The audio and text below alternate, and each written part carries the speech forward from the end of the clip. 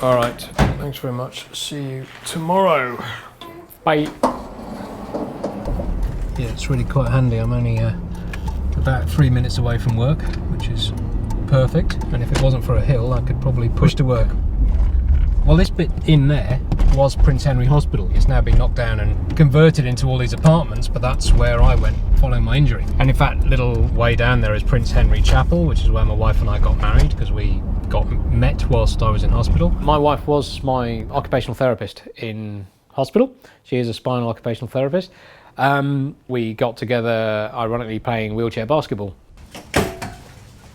I'm classed as a T6 paraplegic, which is the thoracic level, which is about here. And that means I have no balance or core stability here, and also can't move my legs. I had my injury in 2000. I was waiting behind a couple of cars at a red traffic lights, and a truck drove into the back of me and crushed me into the car in front. And so my feet were on the ground, and I was stationary at the time. That's luck of the draw, I guess.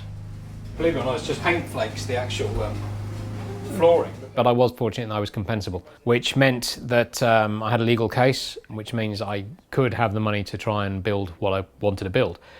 And then it was a case of designing what I wanted. So we could get the ramps up here, which I was kind of annoyed at because originally I said, well, can't we just have it level? This was the only thing, and they said, oh no, you have to have it drop down in the garage in case you want to wash the garage out. And they said, no, it has to be done. I thought, oh well, it must be a legal requirement or something. And then the guys came over after we laid the slab and said, you're on a chair. It's funny you wanted to drop down in the garage. We normally do those level for people in a wheelchair. We stayed in a number of different properties renting beforehand, which was actually great because you realise what didn't work for you. I had a lot of friends as well who were paraplegic, so we all sort of share ideas that way, which helped. I'll take you through the posher entrance rather than through the storeroom. Right. It probably took about a year designing this place to get exactly what I wanted. I designed it all on CAD, and then I drew it all in 3D so you could walk through it, which was brilliant because we realised just many things in the kitchen when we opened the oven door that wouldn't quite work with circulation space and all these little things like this that were very important. To the detail. Hello, darlings. Hello. Samuel, Charlotte, Zachary. And then Joshua. Josh, can you turn your TV off, please? You make this so hot. And I'll have a beer is what I'll have. The brief that Jen and I gave ourselves when we started right from the beginning was it's got to be functional, but in no way look like a hospital, no way institutional. Josh, you come and get a book, darling, for me, please, if you don't mind. I don't actually have any grab rails. I didn't need them, but when I did contemplate the idea, I looked at a number of different grab rails, some that were zigzag, some that were curved, some that were just aesthetically pleasing and looked more like a design feature than actually the standard public toilet grab rail. We're not trying to hide the fact that I have a disability. I mean, obviously I'm in a wheelchair, you can't hide that. But we don't need to highlight the fact. I don't need to be reminded all the time. And you can still have beauty. You can still have that element of exquisite design or just comfortable design without it looking like it's a hospital. Which one? Bedtime. You want bedtime. We wanted to make sure I could do, and let's not be sexist here, but as many of the boy jobs as I could. I can empty the bins, I can maintain the pool. What's that? Hang on, I'm coming. I have a workshop that I can get to, a bench, a vise, or my tool cupboard. That was another one of the major considerations. What are you on about? Why is it all wet? Oh, the kids have had a shower, have they? The joy of building from scratch is we could have a level access. Even doing that, the builders actually put a step up into our bathroom, and it was a $6,000 to have it all changed back again, which we had a bit of a competition with them about who was going to pay. All of my showers, there's an overhead shower, one from the ceiling, as well as a shower hose.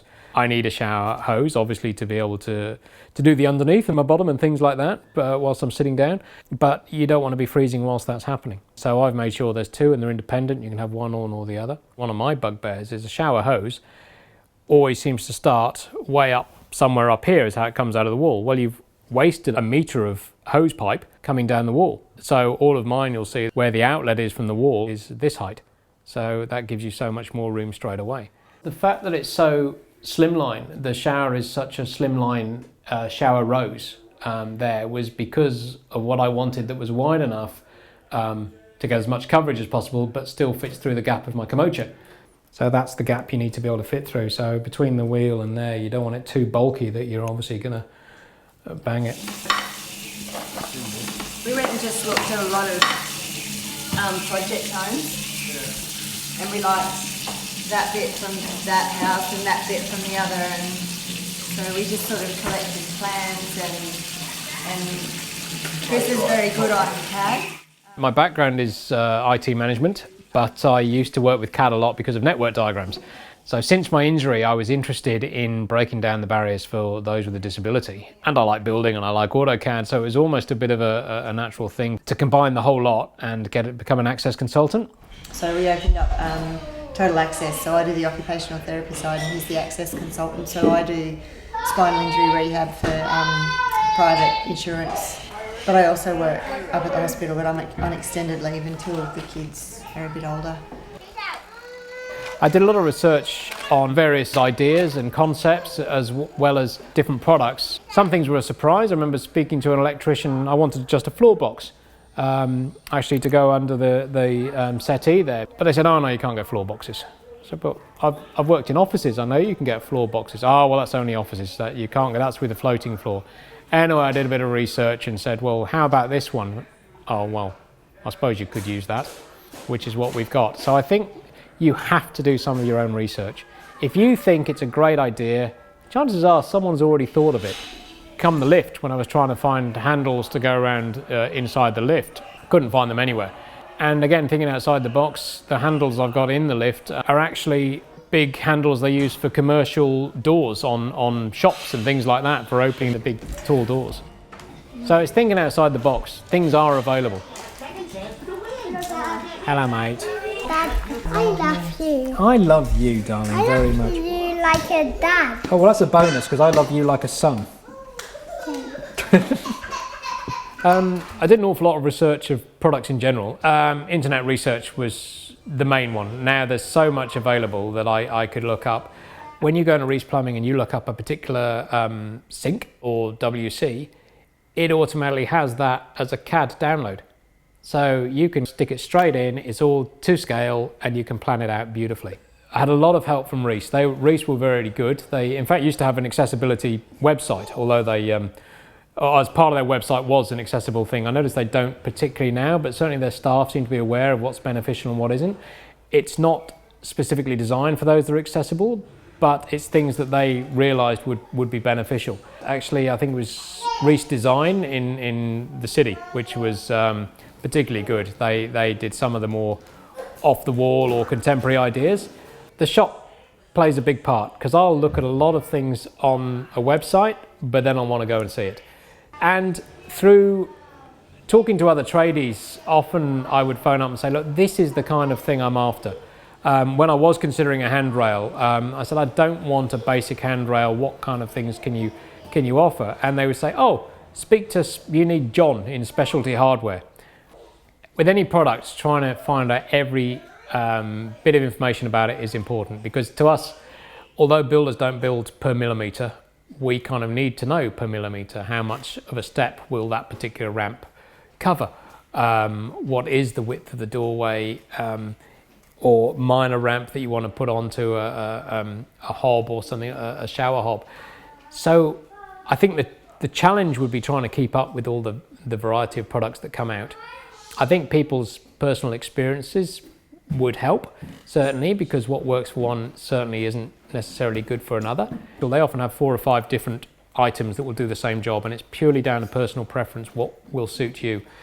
It would be great if you've got users' point of view. They can, give it a star rating. They can say their own review. As you know, everything does work off reviews now, so you can say what was beneficial, what were the pros or cons. It would also be very important, I think, to encourage manufacturers themselves, or suppliers at least, to do the groundwork. So although people can do reviews on them, they do the groundwork on what's available.